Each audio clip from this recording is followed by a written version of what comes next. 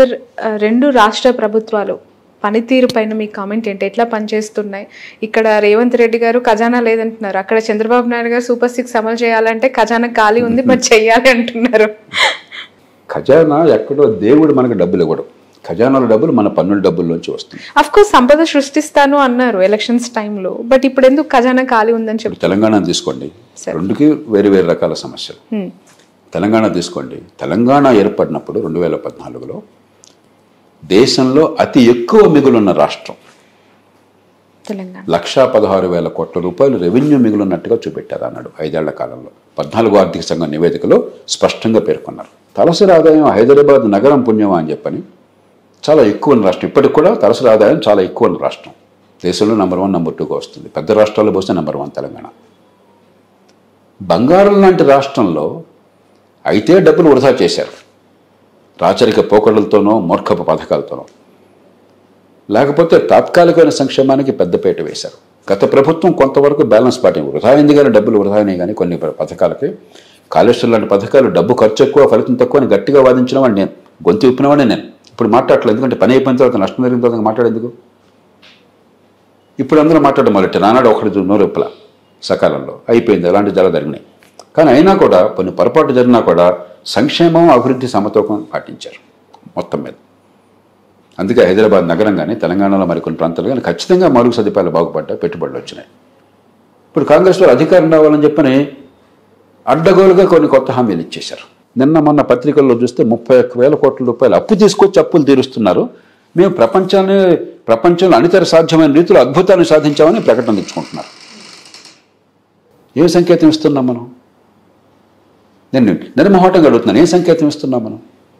డబ్బులు సకాలంలో కడితే నువ్వు మూర్ఖుడివి, ఎగ్గొడితే నువ్వు చాలా తెలియగలవాడివి, నువ్వు ఎగ్గొట్టిన డబ్బులకి నేను అందరూ మాఫీ చేస్తాను, సకాలంలో కట్టే నీ కర్మ అంటున్నాం.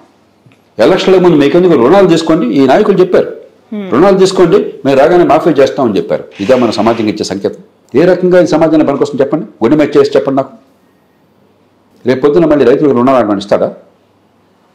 ఈ రైతులంతా అవసరమైతే మార్కెట్లోకి వెళ్ళి హెచ్చు వడ్డీలకి, యుజూరియస్ రేట్స్కి ప్రైవేట్ దగ్గర రుణాలు తీసుకోవాలి. అవి కట్టకపోతే మళ్ళీ ఇంకొక ప్రాబ్లం. కాబట్టి మనం రైతుల పేరు చెప్పి రైతుల భవిష్యత్తు ధ్వంసం చేస్తున్నాం, సమాజాన్ని నాశనం చేస్తున్నాం, ఆర్థిక వ్యవస్థని పతనం చేస్తున్నాం. ఒక ఉదాహరణ ఇది.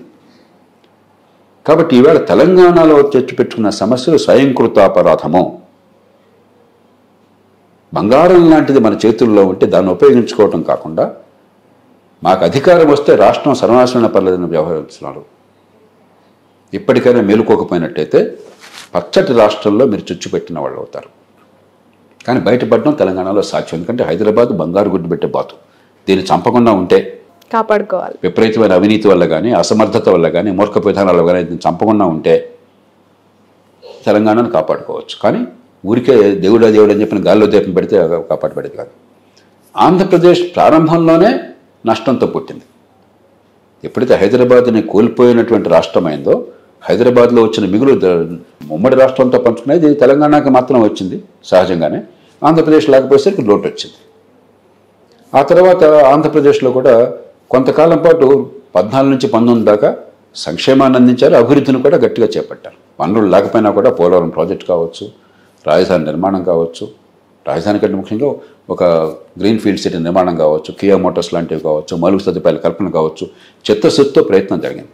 కొన్ని పొరపాట్లు రాజకీయంగా దొరికినా కూడా 2014 నుంచి 19 దాకా జరిగితే 2019 నుంచి అసలు అభివృద్ధి అంటే పాపము, సంక్షేమమే పరమార్థము, సంక్షేమమే పరిపాలన. అభివృద్ధిని అడిగితే వాడు పెత్తందారు, ఇది వర్గ పోరాటము, పేదలకు అభివృద్ధి ఎందుకు, పేదలకు రోడ్లు ఎందుకు, పేదలకు మౌలిక సదుపాయాలు ఎందుకు, మేము ఫ్రీగా ఇస్తున్నాం కదా, నెలలా బ్రహ్మాండంగా ఇస్తున్నాం కదా అన్న ఒక విచిత్రమైనటువంటి ప్రమాదకరమైన వాదన తీసుకొచ్చారు.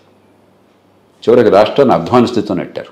అసలే కష్టంలో ఉన్న రాష్ట్రాన్ని ఈవేళ అప్పులు ఊబులు కూరుకుపోయేట్టు చేశారు.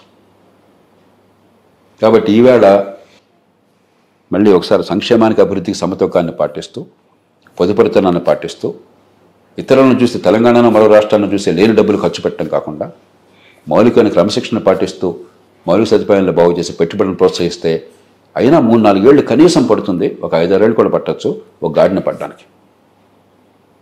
రెండు రాష్ట్రాలు కూడా చూడడానికి ఒకే రకంగా కనిపించినా కూడా రెండుకి వేరువేరు కారణాలు ఉన్నాయి.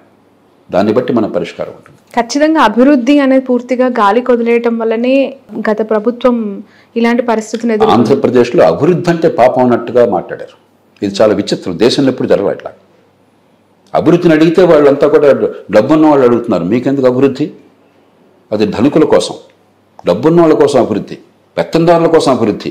ఇది వర్గ పోరాటం, మేము ఈ వర్గం కోసం ఉన్నాం. చాలా విచిత్రమైన ప్రమాదకరమైన భాషను వాడారు, ప్రమాదకరమైన ఆలోచనలు పెట్టుకున్నారు, ప్రమాదకరమైన చర్యలు చేపట్టారు. పేదలకి పెత్తందారులకి పోరు అని చెప్పి ఒక స్లోగన్ కూడా. ఇంతకంటే మూర్ఖమైన వాదన, మళ్ళీ స్పష్టంగా విస్పష్టంగా చెప్తున్నాను, ఇంతకంటే మూర్ఖమైన వాదన మరొకట్లేదు. ఎందుకంటే మూర్ఖమైన వాదన మరొకట్లేదు. ఇప్పుడు ఇతరుల పట్ల ద్వేషాన్నో లేకపోతే అసూయను పెంచడం చాలా తేలిక నిమిషంలో. కానీ ప్రపంచంలో ఎక్కడ అలా చేసినా కూడా ఆ దేశాలు సర్వనాశనం అయిపోయినాయి. ఆనాటి సోవియట్ యూనియన్ చూడండి, ఈనాటి ఉత్తర కొరియా చూడండి, క్యూబా చూడండి, వెనిజువేలా చూడండి, మరో దేశాలు చూడండి. ఇవన్నీ కొత్త విధానాలు కాదు, గతంలో చేపట్టారు. ఉన్న సంపదను ఎట్లా పనికొచ్చేట్టుగా చేయాలి, ఉపాధి కల్పన కోసం ఎట్లా పెంచాలి, కొత్త ఉత్పత్తి కోసం ఎలా చేయాలి, కొత్త పెట్టుబడులకు మనస్తత్వాలు ఎట్లా వెళ్ళాలి, దాని నుంచే అభివృద్ధి, దాని నుంచే ఉపాధి, దాని నుంచి పేదరికం పోవటం ఉంది. కానీ అప్పులు చేసి లేకపోతే నోట్లు గుద్దేసి డబ్బులు పంచితే పేదరికం పోతున్న ప్రపంచంలో ఒక్క దృష్టాంతాన్ని చూపెట్టండి నాకు. అదే నిజమైతే అప్పులు చేసి నోట్లు గుద్దేసి డబ్బులు పంచితే పేదరికం పోయేటే ప్రపంచంలో పేదరికం ఎందుకు ఉంటుందండి? 5 నిమిషాలు. ఇది 5వ తరగతి పిల్లలు చెప్పే మాటలేదు. ఆ స్థాయి ఆలోచన ఇది. పాపం పిల్లలకు తెలియక డబ్బులు అదే పనిగా ముద్రించేసి పనిచేస్తే బెదరకపోతున్నాం అనుకుంటారు. పిల్లల విషయంలో అనుకోవటం ఆశ్చర్యపడినాం. నాయకుడు అనబడేవాడు, అధికారి అనబడేవాడు, ఇంగిత జ్ఞానం ఉందనుకున్నటువంటి గాడిద అప్పులు చేసి డబ్బులు పంపిణీ చేస్తే బెదరకం పోతుంది అనుకుంటే ఆ మాట ప్రజల ముందు ప్రచారం చేస్తే అంతకంటే మూర్ఖత్వం ఇంకేమైనా ఉందా? అంతకంటే అజ్ఞానం ఇంకేమైనా ఉందా? అంతకంటే మోసం ఇంకేమైనా ఉందా? బట్ సార్, ఆ సంక్షేమ పథకాల గురించి మాట్లాడుకుంటే ఇప్పుడు కూడా ఈ కూటమి ప్రభుత్వం సూపర్ 6 అనే పథకాలకు సంబంధించి ఇంత ఎర్లియర్ స్టేజ్లోనే చాలా ఇబ్బందులు పడే పరిస్థితికి వచ్చింది. ఖచ్చితంగా ఏమైందంటే, రాజకీయంగా మీరు ఊబిలో కూరుకుపోయిన తర్వాత సంక్షేమం అనేది అందించకుండా ఓట్లు అసాధ్యమైన పరిస్థితి వచ్చిన తర్వాత సంక్షేమాన్ని కాదు అన్నా. అందుకే సంక్షేమం వద్దని అంటలా. కానీ సంయమనాన్ని పాటించండి, పొదుపరితనాన్ని పాటించండి, ప్రజలకు వాస్తవాలు నచ్చ చెప్పండి. కనీసం అప్పు చేసి పప్పు కూడా తినకుండా ఉండండి. మీకు వచ్చేటువంటి పన్నుల డబ్బుల్లోంచి మీరు జీతభత్యాలకి, వడ్డీలకి, సంక్షేమానికి ఎంతైనా ఖర్చు పెట్టండి, మీ ఇష్టం. కానీ అప్పు చేసి ఆ డబ్బు దీన్ని ఖర్చు పెట్టి వచ్చే తల మీద భారం మోపితే అభివృద్ధి, ఆదాయం పెరగట్లేదు, ఖర్చు పెరుగుతోంది, వడ్డీలు పెరుగుతున్నాయి, అప్పులు పెరుగుతున్నాయి, కాలక్రమేణా ఊబిలో కూరుకుపోతాం. కాబట్టి ఆ సమతూకం కావాలి. అంచేత ఒక పక్కేమో ఈ సమతూకాన్ని పాటించాలి, అప్పు చేసి పప్పు కూడా కాకుండా. రెండో పక్కన మిగతా వనరులతో, అప్పు తీసుకొచ్చిన వనరులనే కనీసం మిగతా వనరులతో వేగంగా నిజమైన మౌలిక సదుపాయాలు, పెట్టుబడులు ప్రోత్సహించడం, నైపుణ్యాన్ని, ఇందాక నైపుణ్యం గురించి మాట్లాడారు, నైపుణ్యాన్ని పెంచడం, సంపాదించే శక్తిని ఇవ్వటము, ఉపాధి కలిగించడము, శాశ్వతంగా నిజంగా పేదరికాన్ని తొలగించడం, ఈ రెంటిని సమపాల్లో చేయాలి. Okay sir, thank you so much. చాలా సమయం తీసుకున్నాను. Thank you. చాలా చాలా అద్భుతమైన విశ్లేషణ అండ్ మీ మాటల్లో థ్యాంక్స్ అలాట్. ఇది జేపీ గారితో special interview. That's all for me.